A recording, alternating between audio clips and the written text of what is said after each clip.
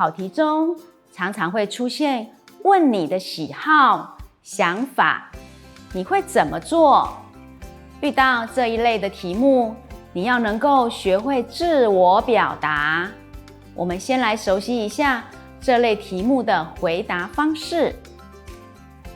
问你最喜欢的东西时，你可以用这种简单的句型回答。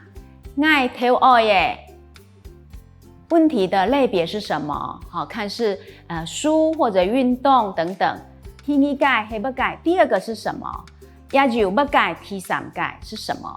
我们来试一下这一题哦。强用加贵书，讲出很跳爱的三种面通。套用句型后呢，爱跳爱耶。问题中的类别是运动，所以可以这样回答：爱跳爱的面通是打篮球，收费也就踢足球。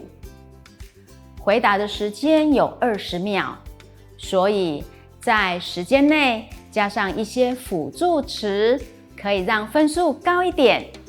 比如平常时爱跳爱的面通是打篮球，收费也就踢足球。我们再练习一题，强用加贵书，讲出很跳爱色的三种果子。问题中的类别是跳爱色的果子，果子是水果。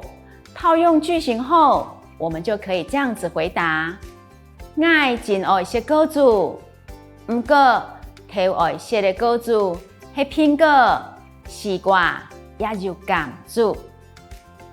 回答时间有20秒，我们可以说比较长的句子，我们可以加一些形容词，让语句丰富一点。爱真爱食果子，跳爱色的果子是粉粉的苹果，甜甜的西瓜和柑子。